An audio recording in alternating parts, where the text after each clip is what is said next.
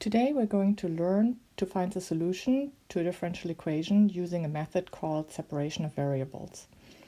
The differential equation we are going to start with is dy dt equal to 20 minus y. So we have dy over dt is equal to 20 minus y. We have two variables here, y and t, and the goal is to get all the y's on one side of the equation and all the t's on the other side of the equation. So our first step is to multiply by dt. That gives us dy is equal to 20 minus y, and then I multiply all of that by dt. Next, I bring the 20 minus y over to the other side by dividing. So I have dy divided by 20 minus y is equal to dt. So now our two variables are separated. Next, we are going to integrate both sides. So integrating both sides on the left-hand side gives me the integral of 1 over 20 minus y dy is equal to the integral dt. If you like, you can put a little 1 right there in the integral before the dt to make your life a little bit easier. So now we can integrate. On the left-hand side, you could use u substitution with u equal to 20 minus y, and when you do that, you'll get minus the natural log of the absolute value of 20 minus y as your antiderivative, and on the right-hand side, you just have t plus c. So we integrated, we have y on one side, we have t on the other side. Next, we want to solve for y. So next, solve for y. So to do that, we can multiply by minus 1. That gives us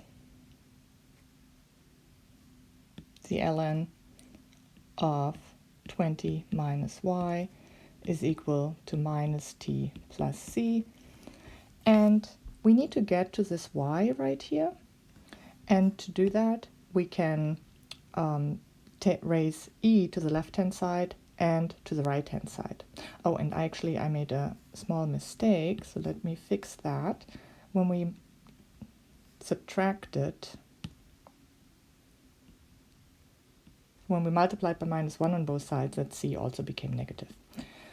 So I need to get to that y.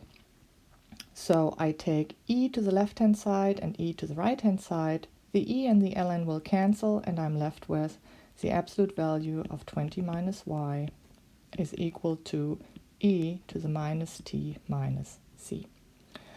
I can rewrite that as the absolute value of 20 minus y is equal to e to the minus c times e to the minus t using laws of exponents.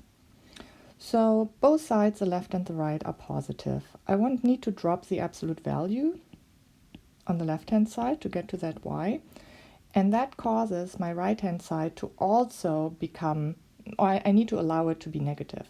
So I'm going to replace e to the minus c, which is a constant.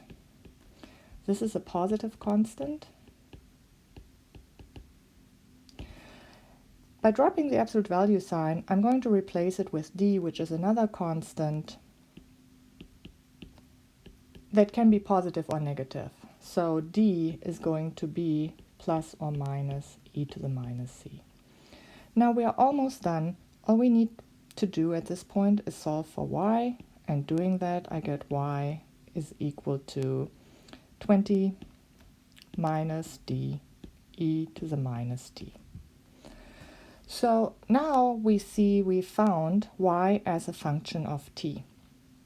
So in this case, y represents the temperature after t minutes of this metal bar. So if we wanted to know what is the temperature after 5 minutes, we could just plug 5 in for t and we get the temperature. But we still have this variable d, or rather it's not a variable, we just have this constant d right there. And so any value of d will give a different solution to our differential equation, depending on initial conditions.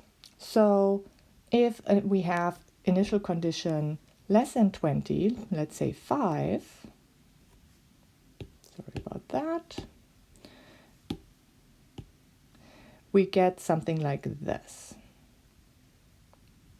If we have initial condition bigger than 20, we get the temperature decreasing like this. And if we actually have 20, we get something like that.